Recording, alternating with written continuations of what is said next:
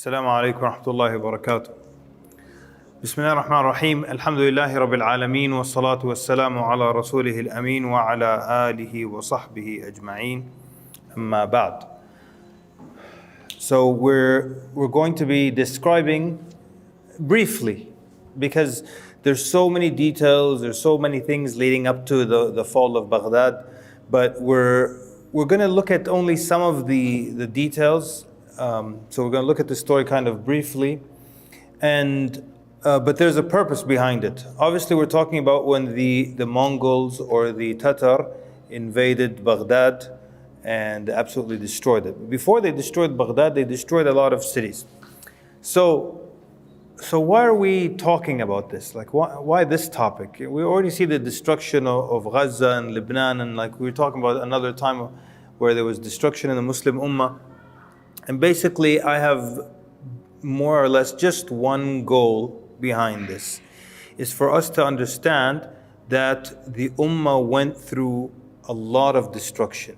And it went through things that were arguably far worse than what the Ummah, not to downplay what's happening right now, but you will see as far as the death tolls, as far as the destruction, it was a lot worse. But it bounced back. Many people don't even know that this happened in Baghdad. Some people have an idea that the Mongols came and sacked Baghdad and destroyed the libraries, but many people don't even know that it happened. And if you went to Baghdad and walked around the streets and went to restaurants, would you know that this place was completely demolished centuries ago? It was rebuilt. And in the same way, inshallah, the city of Gaza and the other cities in Palestine and in Lebanon, they're going to be rebuilt, bi'idhnillah azza wa jal. And we already know how that's going to end. So we know it's going to be rebuilt. But the idea is to get us to understand that the Ummah has been through a lot worse and survived a lot worse.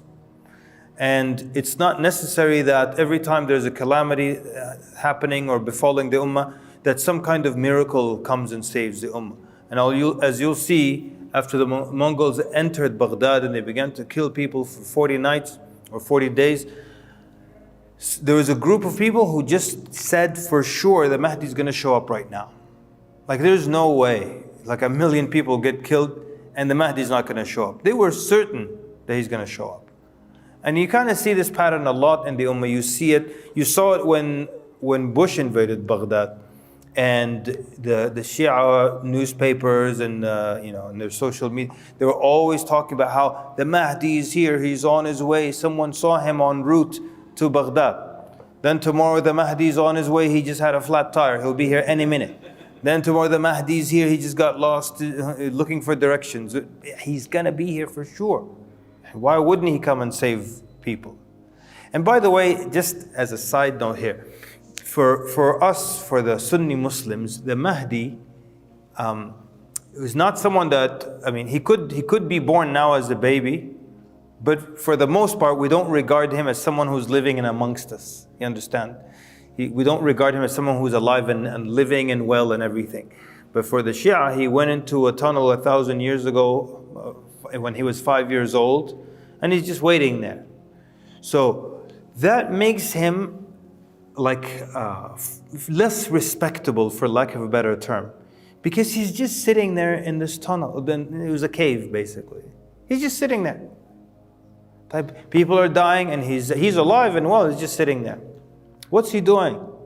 Is he training? Is he studying? What's he doing? He's just sitting there. 1 million people died. He's just sitting there. People get attacked left and right. He's sitting there. But for us, because we don't have the belief that he is here right now and a grown man and aware of what's happening, that makes him a more respectable person, And maybe it's a side note, but one of my mashayikh, he was one of my teachers, he said we prayed Isha in Al-Madinah, and then after the salah I saw this red-headed guy turn towards the grave of the Prophet ﷺ and make dua. So he said I approached him, I went to him, I found out he is Arab, but he's just got red hair. So I told him that, in Islam, we only make dua to Allah Azza wa Jalla, and we don't call upon the Prophet Sallallahu Alaihi Wasallam. And and the Prophet has already passed on to his Lord. So the man, he said, was shocked when I said that. He said, what are you talking about? The Prophet ﷺ is alive and well, and he just prayed Isha with us just now. Now, how do you argue with someone like this? You go down to their level. So the Shaykh said, he prayed with us, he prayed Isha with us just now. He said, yes. He said, then why don't you make sure he led the Salah? And you telling me the Prophet ﷺ is with us and he's somewhere in the ranks, yani? Some Imam is like, stow. No, you stow, you get back. He should lead the Salah. And he said, why don't we seek his counsel on all the problems and things that are befalling the Ummah? Back then it was just Palestine and Kashmir, Now I can add a whole list to it. Like, he's alive and well, and we don't go ask him, how do we solve this problem? So when you make someone alive and just not doing anything, you make him the most careless, like least caring person in the Ummah. Same thing with Al-Khadr, the Prophet. Al-Khadr, yeah, he's alive and well. Where is he? He's in all the vegetable markets in Sudan. Always. In the newspaper, they always put, every couple of years, Al-Khadr was spotted in the vegetable market. And he thought, for a while I was thinking, why is it the vegetable market?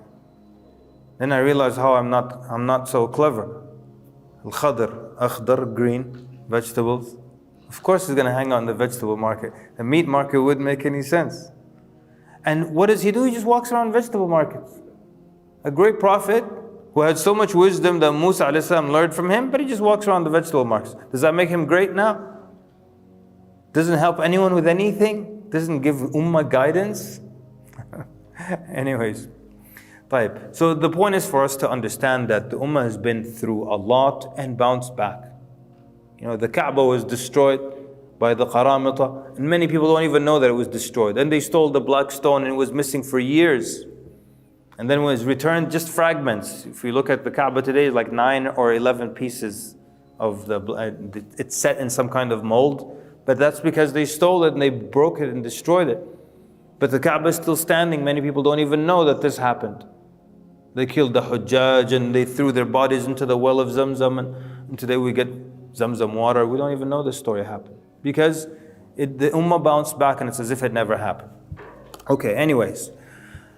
But the Mongols, they were, first we start off, this is under the leadership of Genghis Khan, and by the time he decides to attack the Muslim empire, or the Abbasid dynasty in particular, his empire is all the way from Korea to Iran. Later on it goes all the way to Hungary and Poland, and from Siberia all the way to the Indian Ocean. It's a vast empire, and it grew fast.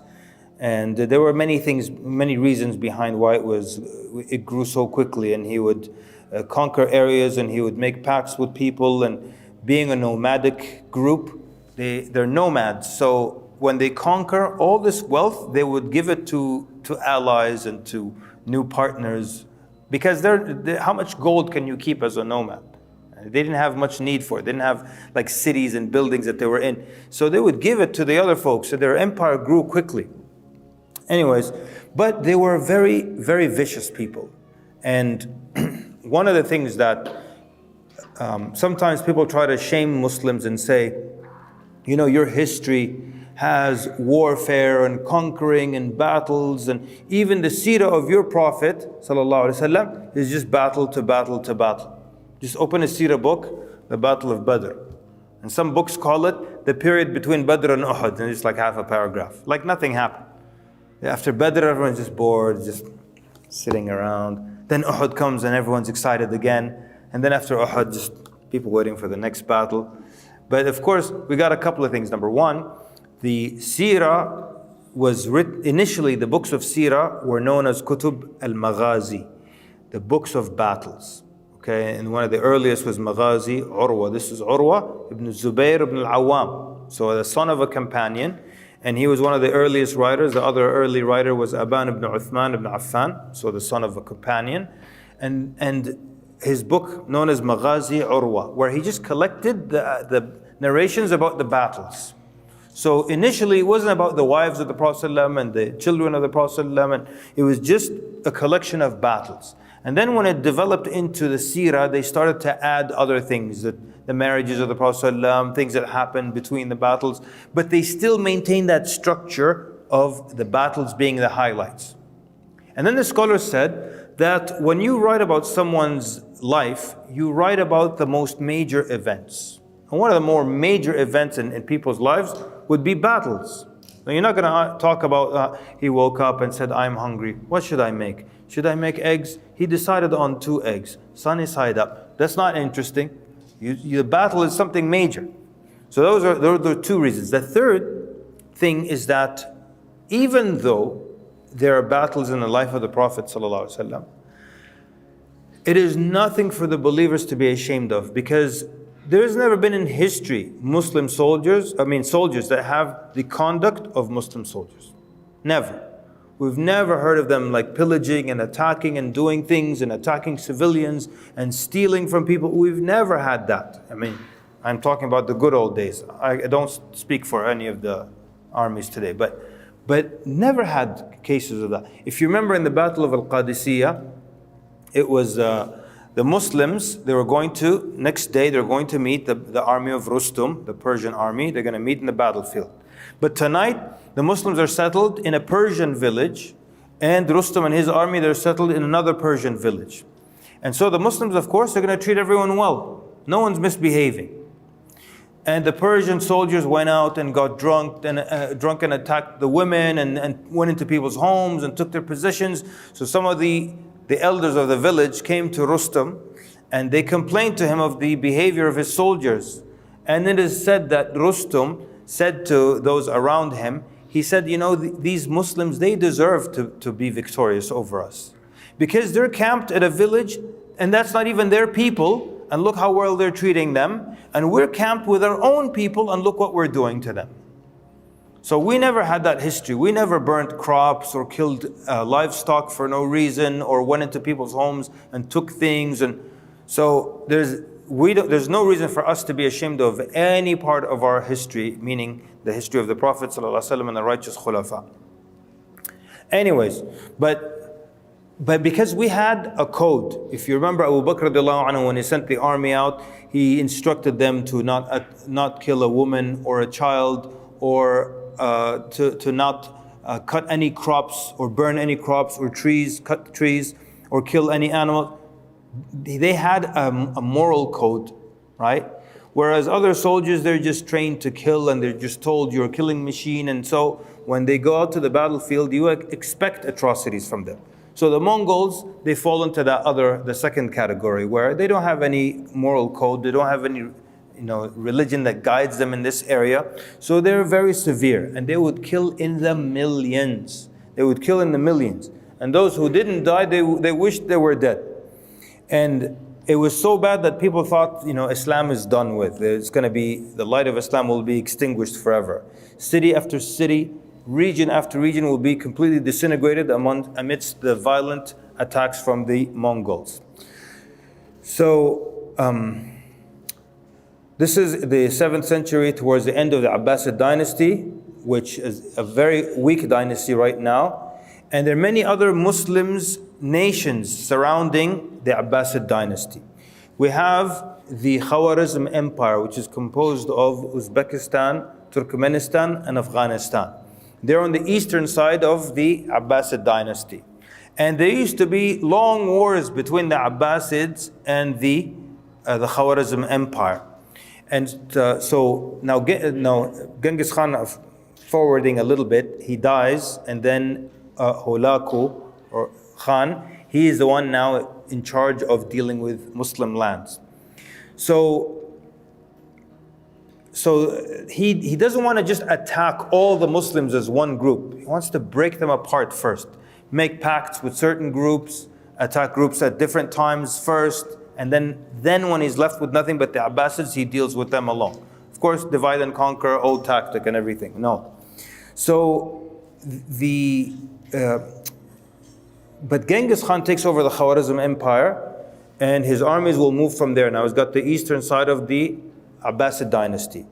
The ruler of the Khwarizm Empire, Muhammad ibn Khwarizm Shah, and there's a story where there's still some issue or debate about exactly what happened, where basically there were some either merchants, some Mongolian merchants that were in the Khwarizm Empire doing trade, or they were spies. Either way, Muhammad ibn Khwarizm Shah, he had them executed. So Genghis Khan sent him a messenger to ask him why he executed these two merchants. So what's his response? He kills the messengers. And you have this gigantic army and this gigantic empire and this man who's conquering left and right, and he sends you a messenger and you kill. When you kill the messenger, what does that mean? War. What's interesting is the Prophet ﷺ said in Sunan Abu Dawood, if I remember correctly, and Nabi ﷺ, yeah, I believe it's Sunan Abu Dawood, the Prophet ﷺ said, "Utruku turka ma tarakukum." Leave the Turks alone so long as they leave you alone. Al-Turk is it's a large race of people. It's not just one group. It's not Turkish people. These are the Turkic people that include Turkish people, Mongolians, Uzbeks, Tajiks, Azeris. They're all under this group. They're known as a Turk. Just as an interesting note, some of the scholars said they were called a Turk because, I know I've said this before, because when Dhul Qarnayn came to the people and they complained of Ya'juj and Ma'juj, he closed them behind a barrier. So they're the same type of people. He closed them behind the barrier, and this group, Turiku, outside of the barrier. They were Turiku, they were left outside the barrier, so they became known as a Turk. Either way, the Prophet said, leave them alone as they leave you alone, as long as they leave you alone. And then he also said, leave the Abyssinians alone so long as they leave you alone. This man, Muhammad ibn Khwarizm Shah, he doesn't even know this hadith, he's not well versed, and he kills them. And so that's the green light now to attack him, and they enter and they utterly destroy him, they utterly destroy his city and his soldiers. And they enter the city of Bukhara. This is in the year 617 after the Hijrah, the city of Imam al-Bukhari, and they killed the majority of its inhabitants. And when I say they killed its inhabitants, it means men, women, children, babies, old men, women, they don't care. And then they went into Samarkand and they completely destroyed the city as well, and Nisabur, and they completely destroyed it as well. And then his son, Jalaluddin ibn Khwarizm Shah, he tries to fight them, tries to gather an army and fight them, but he tried to fight them in an area that they had taken control of. They destroyed him, they entered that city, they killed everyone except for 400 handymen to leave them to do their work, build and construct things for them. So Jalaluddin then rearranged his army and he fought them again, and he defeated them in Kabul, in Afghanistan. He defeated them in Kabul, but then he escapes to India and they capture him there and they kill him and they kill his children.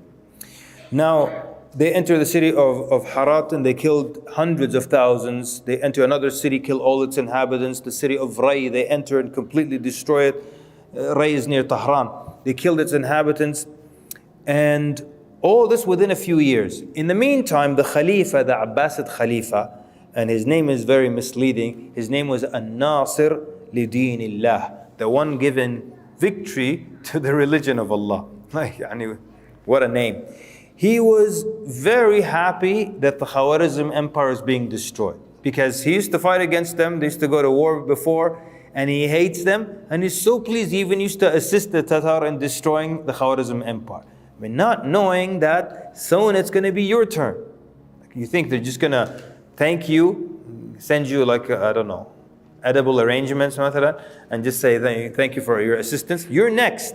They're just weakening you. So on the eve of the Mongol invasion, there was corruption, disunity, materialism. It was rampant. The Abbasid Khalifa An-Nasir li Dinillah, he was happy, like we said, to hear of the collapse of the Khwarizm Empire, and then in 624, after the Hijrah, Genghis Khan dies. And we already described the size of his kingdom at this point. And we said Hulaku Khan is now going to start to attack the Muslims, but he doesn't want to attack all the Muslims. Now, first he starts to contact Muslims within Christian lands. And the first thing he promises them, that if they assist him, he promises them Bayt al-Maqdis.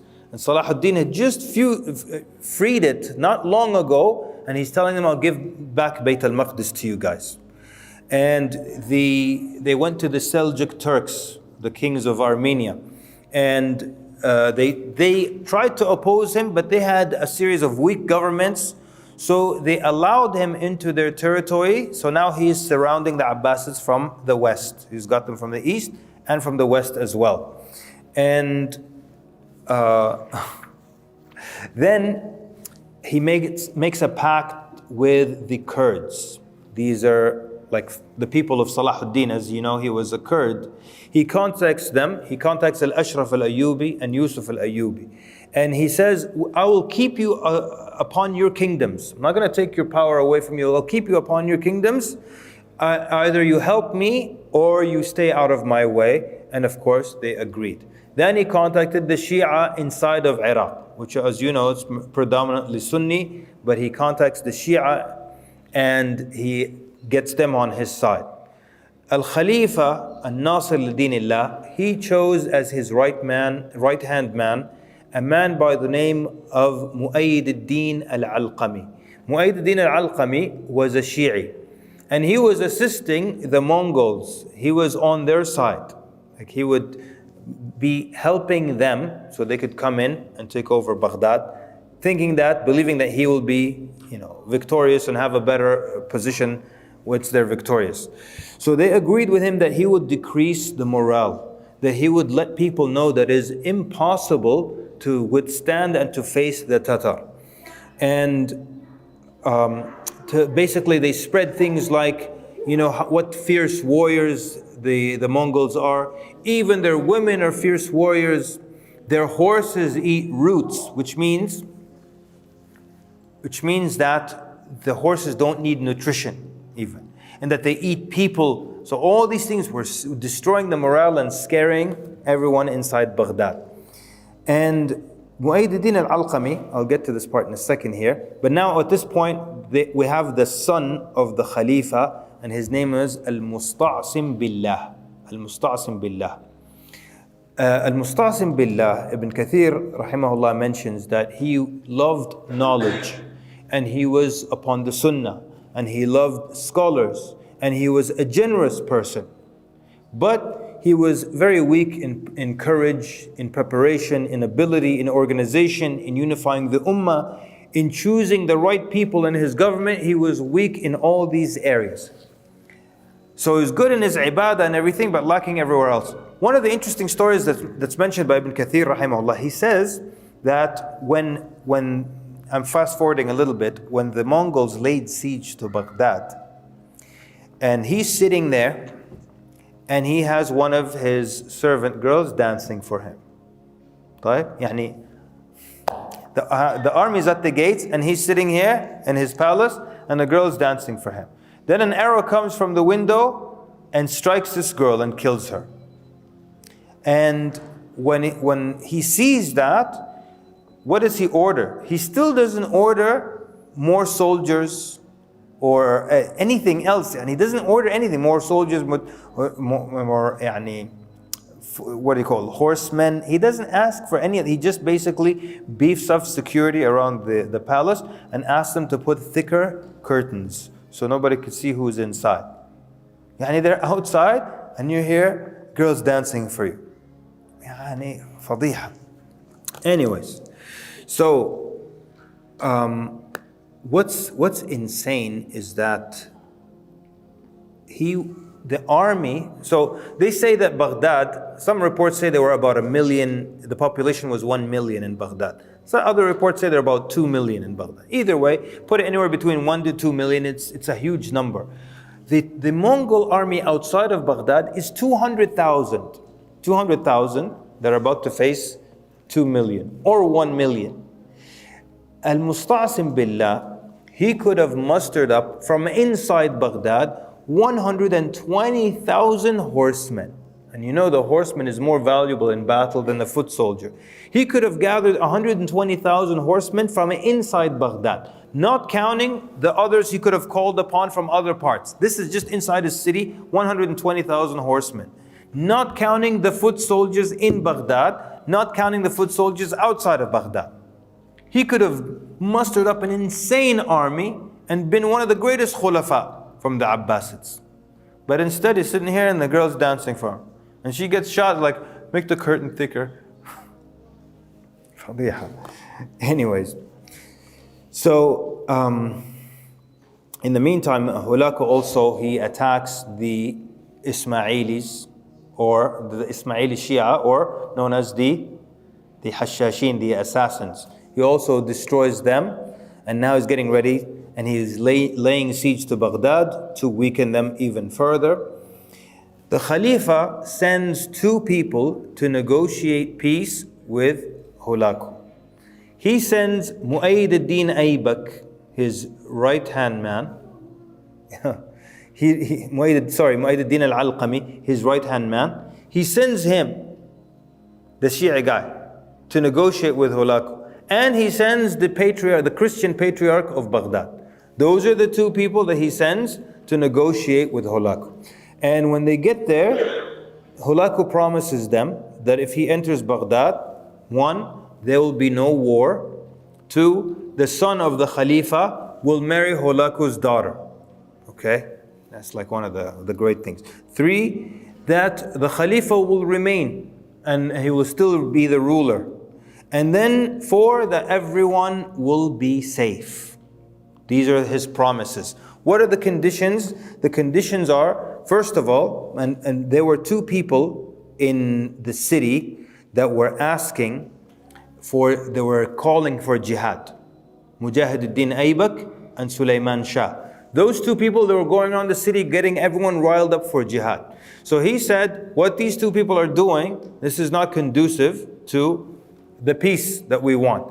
So my conditions are, number 1, everyone calling for jihad, particularly those two people, you send them to me. The second thing, you will destroy all forts. You will destroy weapons. You will cover up all ditches, the ditches that are built, for warfare, that are dug for warfare. You will cover them all up, and agree that the Khalifa rules under Tatar supervision. The Khalifa and all his and then the Khalifa and all his family members, his sons, the nobles, the ministers, all the big shots of the city will go out and welcome Hulaku back into the city. And when he gathered this group, it was about 700 people. 700 of scholars and ministers and the nobles and the wealthy of the city and his family members. They all went out to welcome Hulaku and bring him back into the city. But before we get to that, of course, the Khalifa agreed, and he sent Mujahid ad-Din Aybak and Sulaiman Shah, and Hulaku killed them immediately. And he swore to them that he comes with freedom and justice and peace. And I know some of the story sounds so familiar, right? Like everything sounds extremely familiar. And despite all these ridiculous demands, the Khalifa al-Musta'sim Billah agrees. He doesn't fight, and he just agrees to all these things. And then they start, of course, we talked about how there's no way you can withstand these armies, they're powerful, they're this, they're that. So he goes out to him with 700 people, and he kills them all. So he takes 17 in with the Khalifa, and all the rest, 600 plus, they're all killed, executed immediately. And then the Khalifa starts to realize, and you can imagine the sorrow and the regret, the remorse he feels at that point. Well, he knows this is it. He's going to be killed. Everyone that just came out with him was killed. All these promises were all lies. So he kills everyone immediately, and he just leaves the Khalifa alone to come back and to guide them to 5 centuries of gold, of Muslim wealth. And he personally led them into Baghdad. And the city of scholars, the city of Islamic civilization. This was like the center of knowledge. And it wasn't just Islamic knowledge, it was sciences, it was mathematics, it was the translated works of all other civilizations. This was an incredible place, like an incredible center of knowledge.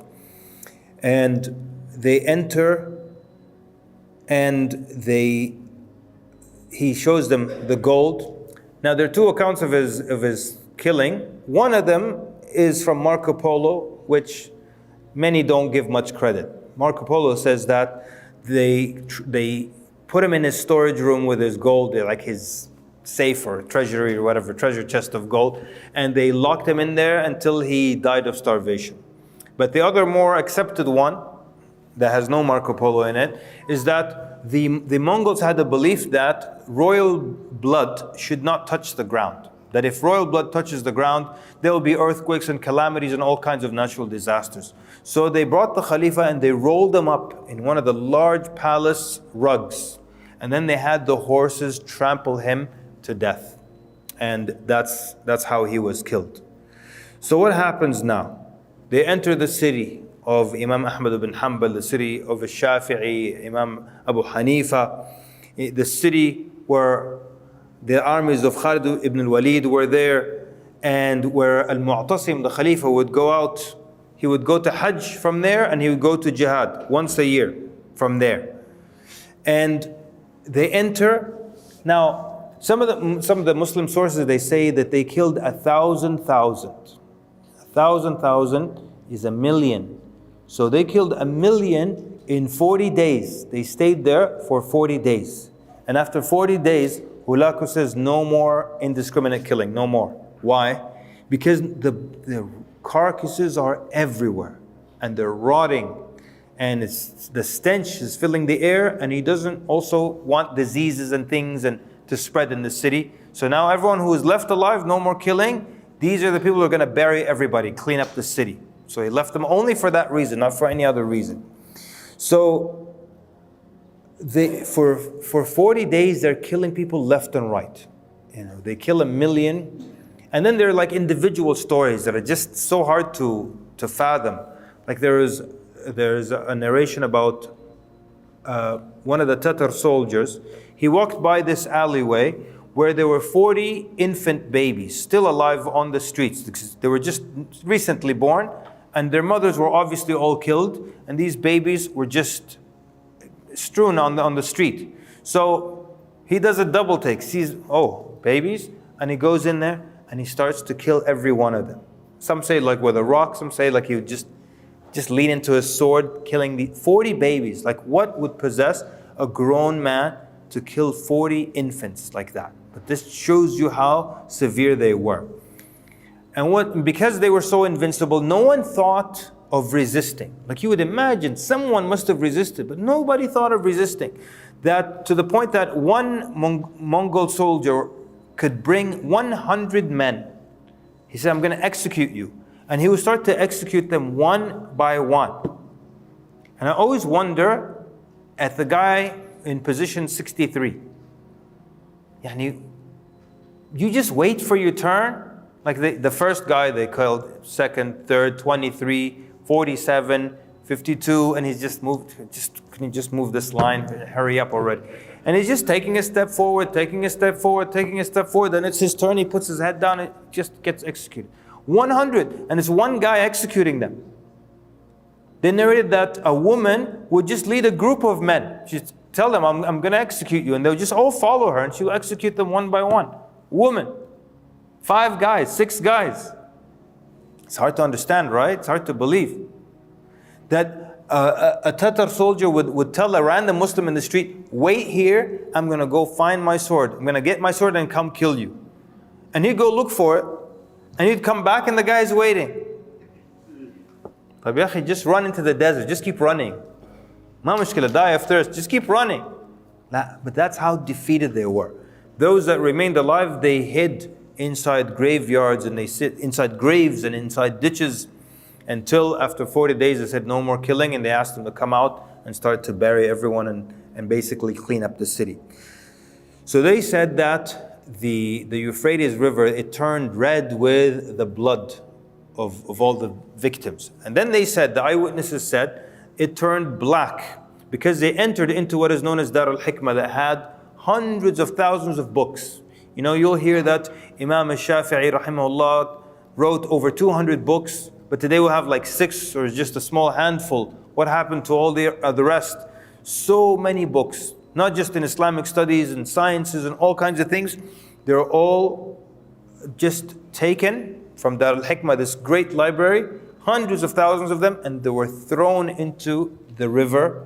And of course, the ink was different back then, so the water would run through these pages, and it would dissolve the ink. And so on the other side, they said they created a bridge. So these books went all the way to the bottom of the river, to the bed, and came above the surface, that they could cross with their horses over these books. And the other side of the river, as the water ran through these books and their pages, was turned black. And all this knowledge was just lost like that.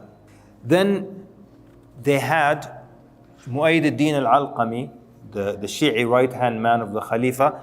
He gave them the names of all the scholars and all the shuyukh and mashayikh that teach at the different masajid. And they went out and went through this list and brought them out one by one, and they executed them. By the way, when they executed the Khalifa, they executed him, they executed in front of him. They said one of the things that we will execute you, but we'll execute your sons in front of you. So Ahmad and Abdul Rahman, they were killed right in front of him as he was watching. This was his punishment. So we said that Mu'ayyid ad-Din al-Alqami, the Shi'i right-hand man of the Khalifa, he gave them a list of all the scholars, imams, mashayikh in the city, and they went through this list, executing every single one of them. And there's some known and famous, or I guess somehow known scholars that were executed, but one of the interesting ones is Muhyiddin Yusuf. Muhyiddin Yusuf, rahimahullah, he was the son of Ibn al-Jawziyah. That's his son. They killed him, and they killed his sons, Abdullah and Abdul Rahman and Abdul Karim. All of them were executed. They didn't even leave the families alone. So we said then, after 40 days, the killing stops, and they let the Muslims come out to bury the dead, not out of respect for the dead, but just so that we clean them up and get them out of the way. And they put then Hulako and his army, they move out of the city, and they leave the Al-Alqami, Mu'ayyid ad-Din al-Alqami, in charge, but they left people to watch over him. And he ends up being very humiliated, like he assisted them. When he was working for the Abbasids, he used to have what they call it, markiba, a procession kida. Soldiers and horses and carts and what have you. Like he was a big deal when he came down the road. And now he is just, not even a pawn. He's just almost like a prisoner, but just not a prisoner of the Mongols. And he was walking with the soldiers, the Mongol soldiers, like a prisoner, not like they're his bodyguards. And one of the women saw him, and she said, "Is this how you were at the time of the Abbasids? And you betrayed them, but you were like a king at the time of the Abbasids. And you assisted these people to come to power, and look at how you are now." So from there you go into this is just the fall of Baghdad, but some of the Muslim sources mention insane death tolls. They say in Nisabur it was about 1.7 million, in Baghdad anywhere from 1 to 1 point some million. In Samarkand 950,000 were killed. In Maru 700,000 were killed. In Aleppo 50,000 dead. طبعا these are just estimates by the people. But city of Balkh completely destroyed. Haran completely. They would absolutely destroy cities. Like I said, sometimes just keep a few handymen with them. And of course, there was nobody to monitor, no one to report anything or videotape anything. So they just had free reign. They could do whatever they wanted. The point is that the destruction was severe, the Mongols were severe, and then things happen. The Battle of Ain Jalut, the Mamluks defeat them, the Mongols start to become Muslim. All kinds of things happened that changed, but the point is that they were not that powerful that they were going to make Islam disappear off the face of the earth. And every city they destroyed today is a city that is completely built up and completely populated. I mean, they bounced back. They bounced back. And the point was for us to realize that Gaza is going to bounce back bi'idhnillah subhanahu wa ta'ala. Inshallah, bi'idhnillah, it's going to bounce back. And with whether it's in our lifetime or not, we know what's going to happen there. We know the victory is coming for the believers. So our ummah's been through a lot, and it bounced back. And nobody should feel like this is the end, or we're doomed, and we're devastated. Sometimes you deal with an enemy that's so strong, you can't even imagine how they could be defeated. How could they be defeated? You just can't imagine it. The weaponry, this, that. But no, just like people in Baghdad, they couldn't imagine how the Mongols could be defeated. But they got defeated. So forget the how. You don't know the how. But you know that it's going to happen. And we also don't know when, but we know that it's going to happen. So I'm not going to say like there's no reason to feel, no, there is reason to feel saddened and everything, but you should never feel doomed. Never feel doomed. Allah subhanahu wa ta'ala says, وَالْعَاقِبَةُ لِلْمُتَّقِينَ. And the final end is for those who have taqwa. وَالْعَاقِبَةُ لِلتَّقْوَى. And the final end is for taqwa. So the end is always for the believers. But sometimes you go through a lot of difficulties, and Islam's gone through a lot of challenges. Like some were attacks like the Mongols, like the Qaramita destroying the Kaaba, and some were just times in Muslim history where there was basically nothing left of Islam. Like it almost vanished. Whatever they were practicing didn't even like match or look like Islam whatsoever. Still bounced back. All these regions today, they have Sunnis and they have Muslims practicing their religion, and they have mashayikh and ulama and everything. So that was the whole point of the talk, that it's never the end. No one's ever going to be able to destroy Islam and the Muslims. It'll fade out by itself towards the end of time as Allah wills. But no one force is just going to come in and say, these people won't exist anymore. Wallahu ta'ala alam. Jazakumullah khair for coming. Jazakumullah khair for listening attentively. Sallallahu barak ala Muhammad. Wassalamu alaikum wa rahmatullahi wa barakatuh.